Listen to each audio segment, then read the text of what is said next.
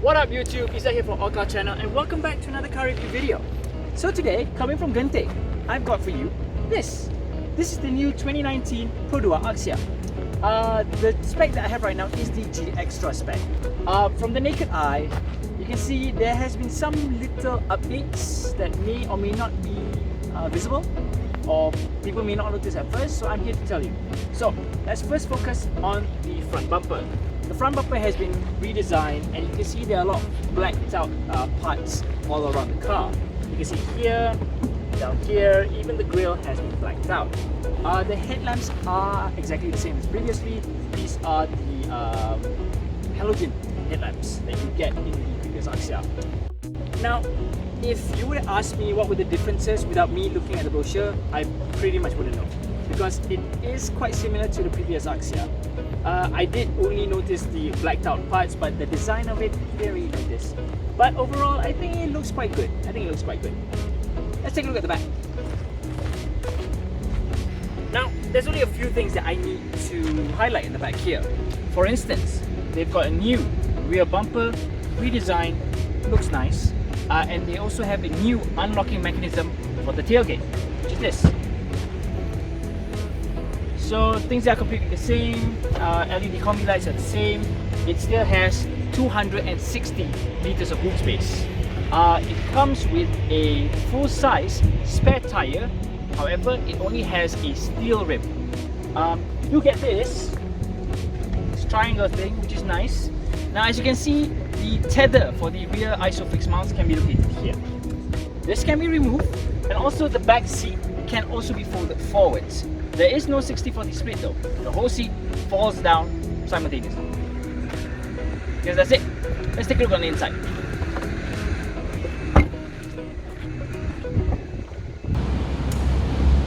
Okay, I'm very sure some of you have realized the environment has changed. Yes, we had to go indoors because it was raining outside, but it will let us not stray away from the matter. Let's talk about the car. So everything in the car is pretty standard. You've got fabric upholstery, you've got a standard air conditioning system, and you also have a pretty much just a radio unit with a USB port. It does have 4 speakers, 2 at the front, 2 at the back. Space wise, it is actually quite big. For somebody like me, I am 170 cm tall, so it's quite big actually, and you do get a lot of places to put things, such as you've got 2 cup holders here. You've got this one little slot here that I actually used it for my smart tag. You've got a 12-volt power outlet or cigarette lighter outlet here. You have like a tray here underneath the handbrake. You even have another cup holder here, which is good. On the door side, you have 1 cup holder and a huge tray on this side. Then on here, you even have another tray that pops out, which is good. So yeah, there's nothing much for me to say. Thing that I would like to mention though, that the steering wheel is actually quite small. I like it, it gels well with everything in the car. I really like the grip of this steering wheel. What else? You do get carpets with the Axia logo on it, which is nice. Oh, and same as the Aros, you do get a, what do you call this, handbag block on the passenger side here, which is nice. Other than that, there's not much to see really. The back shares the same motif as the front. You've got, 1, 2, 3 different seat belts if you like to use. But to be honest, at the back there it's comfortable for 2 adults or 3 kids. Because to be honest, putting 3 adults in the back just doesn't seem viable. And this car does come with a multitude of safety features, and for me to list them all out is going to be very long. So what I'm going to do is I'm just going to list it down, as you can see down there. Yeah, I'm just going to list it all down there. Go ahead and take a look. If you want the full spec sheet, go ahead and just visit Perodua. Perodua's website, you see the full spec sheet of the car. So yeah, I guess that's it for the interior here. So let's see how this baby drives.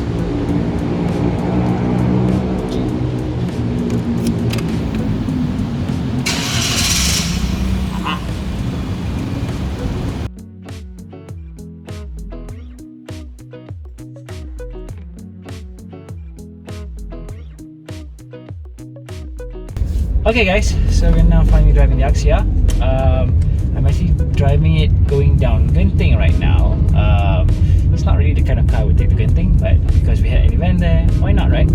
So first things off, when you sit in the car, first thing you're gonna realize is that the car is actually quite big. To be honest, this is my first time in the Axia, regardless of which version. This the last year's one, I guess the inside they are pretty much the same, because the wheelbase, everything's all the same. It's just styling differences only lah. So on the inside right now, it feels big, surprisingly big. I mean, I've got myself sitting in a nice sitting position. Somebody of my size, the sitting position is quite okay, I guess. Actually, it's quite okay for me. Feet is planted well. Steering wheel is within reach. It feels quite alright, I guess, for a city slicking car, I guess. But the only thing I don't like about the seat is actually there's no huggers at all. So if I were to drive slightly faster, maybe take a corner, one or two corners, you'll see in a bit, you will see me actually move, which I really don't like, because I would like to plant it while I'm taking a corner. So okay, I've got one coming up. Give me a second. Okay, so like I say, when you try to take a corner, you are trying very hard. You are purposely trying to push yourself to the seat to keep yourself in place, because there's no huggers. It's a bit annoying, a lot annoying actually. But on the plus side, I actually like the seats. They are quite soft, quite comfortable. I'm 50-50 when it comes to like leather. Oh wait, there's a bus right behind me. Hold on. Okay, so I'm 50-50 when it comes to leather. I actually personally I like fabric more, because we're in a country that heat gets trapped in the car. So yeah, fabric seats would be much more, wow, would be much more suitable for our weather. I also noticed that the driving itself, surprisingly, the car handles quite well, but there is a lot of body roll. If you can manage the body roll, the car is actually quite zippy. But if you're not used to actually, if you're not used to handling body roll, you may not want to take corners with this car, because it can throw you off. My producer did drive this car up Genting, and I mean, he drove it a lot faster than me, definitely. And I noticed that as the car is being thrown around a lot, I noticed that at some points the ride gets unbearable. To be honest, it does get unbearable. But again, it's not meant to be a high-speed, high-flying car. Alright, it's not meant to do those things. Accident. That's not good. Okay, and also, okay, the thing I don't like, I know it is a small engine car. I know it's only 3 cylinders. I'm going up here right now. I am flooring it. I hear a lot of noise, but there's nothing. There's no power there, and it can be annoying. But once the car is already in motion, you already have that momentum carrying you through. The car actually can get quite zippy, quite fun actually.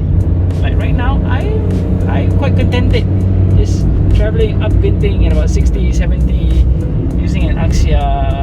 It's quite okay. I mean, it's not so bad.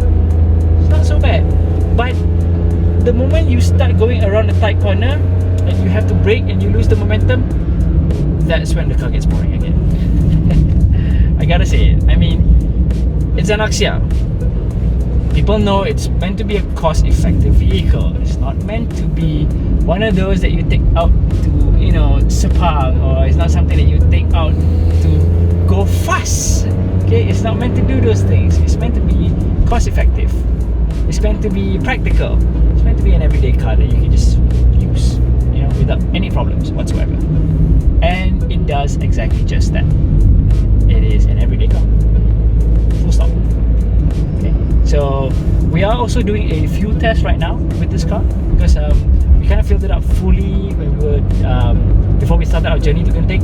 And so we're going to be on one tank of fuel. We're going to go up, come down, and see how much of fuel did we actually use traveling up and down Genting. Okay, so I will see you guys in a bit. I'm just gonna focus on driving and just try and enjoy this car a bit more.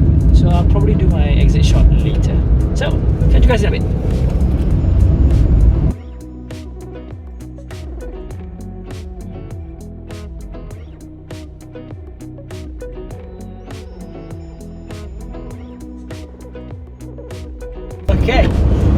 Alright, okay, so as I was saying just now, we finally made it down Genting, and we're right now on the highway back home. So basically we're on the Kara highway, so less turns, more straight roads.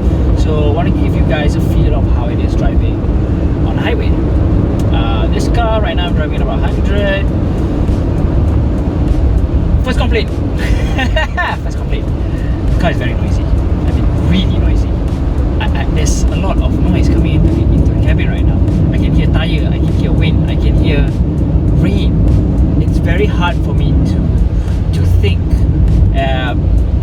Even I think recording wise, I'm very sure you guys are hearing what I'm hearing right now. So yeah, it is very noisy, and bear in mind, I'm only driving about 100. So yeah, that's one thing that you should be wary of. Number two, as I mentioned when we were coming down Genting just now, there was a lot of body roll, and it doesn't get any better on the straight roads. While driving on a straight road, any kind of imperfection on the road, any kind of movement, you feel as though the body is pulling you, like you're giving some steering inputs, but you can feel something resisting your steering inputs. And it's not the car. Okay, the car is in good condition. We are driving a car with 600 kilos on the clock, so it's not the car. I mean, what I'm saying is like it's not wear and tear. It's not wear and tear. That's what I'm saying. It's not wear and tear. It's the car itself. It's like it's not encouraging you to drive fast whatsoever. The speed that I realized this car is completely in its zone, completely comfortable at, it's 80 kilometers an hour. At 80 kilometers an hour, then the car feels stable. You feel like, okay, the car is doing exactly what I'm telling it to do. Anything beyond that, the car doesn't want to listen to you. That's something that you don't want in a car. So yeah, that's my thoughts on how the car feels and drives. But the thing I like about the Axia, actually, because like I said, this is the first time driving one, what I really like about it, from the outside it looks small. I am taller than the car. Literally, I'm taller than the car when I stand outside. The car looks small, but when you're inside the car, I don't know, it's some wizardry with the entire interior design and the glass mirrors and everything. You've got a very wide windscreen. Okay, it makes the car feel bigger than it actually is. There's so much. You see, even the door mirror here is actually quite big. The A pillar is very thin, to be honest. It's quite thin, but at certain angles it can actually be a bit of a blind spot. B pillar is, to me, I don't see there is a blind spot at all, but there is. But to me, it doesn't look like there is. Yeah, so it gives you the illusion that the car is very big, which is very surprising actually. The ride itself is comfortable. On a highway, like I said, drive at 80, the car is very straightforward, comfortable. Don't do weird shit with it. Okay? Don't do weird shit with it, and you're fine. So yeah, so I guess that's it. That's our thoughts on the Axia, or at least my thoughts at least. So what do you guys think?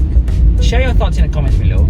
Be sure to hit that subscribe button and click like, because that would actually help our channel grow. If you really like the content, do try and support us that way, yeah? So this is Izzat signing off. I'll catch you guys in the next one. Drive safe.